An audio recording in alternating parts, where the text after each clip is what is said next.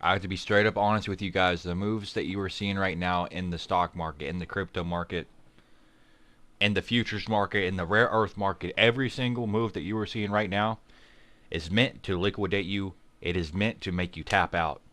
And that is what USA is trying to do to China, and that is what China is trying to do to USA. But when when China does it, it seems more intentional.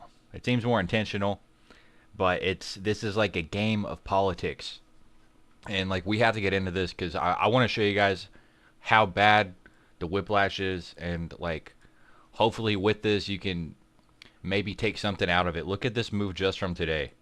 This is just today on the stock market, and we have all kinds of news and stuff to get through. This right here on the daily chart, obviously the huge tariff dip, the huge one. You can see this was multi-month, multi-month downtrend. Now, now we're seeing something crazy because the volatility is back. This was the last day we had volatility, like major volatility. And you see how this goes. This was a 2-day drop. These are the good ones. These are the good ones right here because you just need like this little wipeout. It happens fast. And then you go back to uptrend. But since that day, there's only been there hasn't been any 1% moves in the market up until this week. Up until this last week. You see from that day, this is almost that's August all the way to October. No 1% movement days. Now, when you don't have a 1% movement day, you're actually pretty safe on things you're doing. So it's you don't have too much to worry about. It's like just don't get stocks that are in super downtrend, and then like just play the upside. You won't really have to worry about that much. But now coming into October, we are getting the volatility back. Each day in the last week has been a 1% swing. Up or down, sideways, up or down. It has been a 1% swing every single day. And this, you can see it right here on the chart. These are coming down, right? But this is still controlled. You know it's only going to be down like a few days. And you're going to continue the uptrend normal. This is where shit falls apart. And you can see this directly on the charts too. Here's where we started. We have some updated stuff. So this is the first huge wipeout that we had here. The $19 billion crypto crash. It's meant to wipe you out. Like when they do these things, there's someone that they don't want to have so much power that they have right now. I can't tell you the exact reasons for it. I'm not a genius, but Trump, he knows what he's doing. China, they know what they are doing. These moves are intentional. Very intentional. If you don't think they're intentional, I don't know what to tell you. We are on completely different time zones with China. So that means that really if they do one announcement a day, just if USA does one announcement a day, China does one announcement a day, USA, we're going to get it probably during the stock market time. But then when China is awake, they are up working for the day when we are asleep. So that's when China puts out a statement. Like we're getting hit one time in the middle of our day and one time in the middle of their day, and it's on this 24-hour clock. Like that is why it gets so dangerous with the volatility. And you just need to not be on leverage. Like these people who are on leverage because the market's been easy, they get wiped out. And once enough people get wiped out, it's just a complete reset. I don't want any of you guys to get wiped out. I don't want to get wiped out. Me, things are a little bit rough. Like I'm probably still barely green in the last week. Like I have been fighting like tooth and nail just to like not lose money. I'm not even trying to make crazy money right now. I'm trying to not lose everything. And I'm not even using leverage.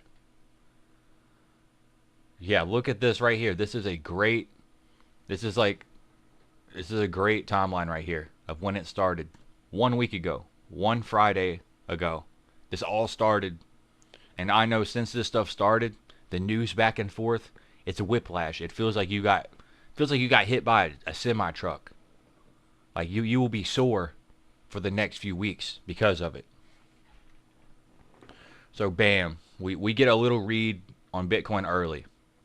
This was Bitcoin $122,000. We start to get this little sell off. 9:40 a.m. The stock market opens at 9:30 a.m. So it makes sense. 10:57 a.m. Almost an hour and a half later, Trump posts massive China tariff threat. Okay, we get that. But still, the markets weren't getting like crazy hit yet. Yet. They did start to come down and start to move downwards though. But like people are like, okay, maybe Trump will take it back. Like, there's no way that he would put us in the same situation that he did 6 months ago. So you can never say never. You can never say never in the stock market and the crypto market. Once you say something's never gonna happen, you're just asking to be made an example out of. The whale. Now the large whale steps in the picture. We know what the whale does. The whale, he makes some crazy moves. He opened like a 150 or $300 million short. Probably 100x leverage on Bitcoin. 10 minutes before he tweets out the 100% tariff, that is doomsday. That is Trump using his playbook to the max extreme. The art of the deal. That is where Trump, he says something just so crazy, like impossible that it would like destroy the world if this happens. And then that is his starting point on negotiations. That's where he starts at. And then it's like now the other country, China, now they have to deal with that. They're not gonna be happy, dude. Like that's disrespectful, dude.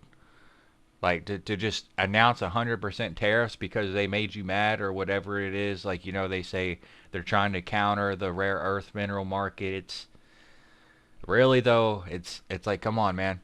We all had the same opportunity to get the rare earth minerals. So I don't know. It's a very like niche thing. The rare earth minerals. It's very weird. And that was just a week ago. Now, as you can tell with the back and forth, you can just tell how bad it's going to be. Okay, this is updated October 17th.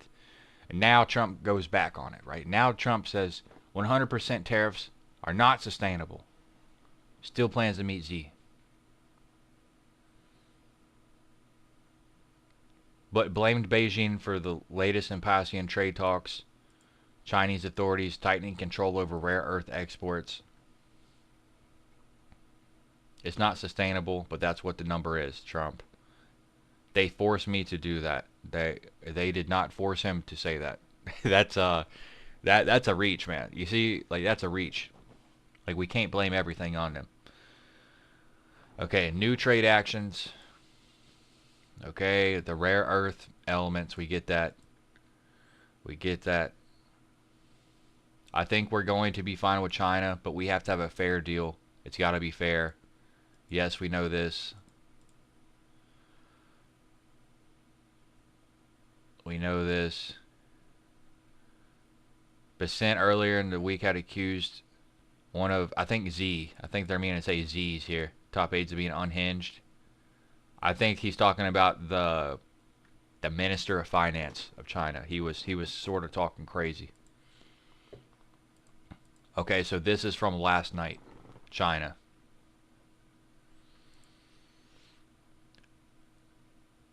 Legitimate practice designed to prevent the illegal use of rare earths, such as use in weapons of mass destruction.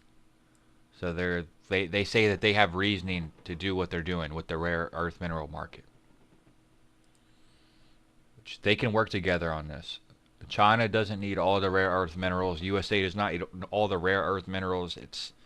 No one cared about this until last year. No one cared until they figured out that this AI boom is going to It's going to be a lot more costly than people realize. Like we are in an AI robotic war right now internally. That's the war's going on in the markets. No one wants to be last when it comes to shaping the future. No one wants to be last. Okay, so this is just reactive, restrictive measures U.S. has taken.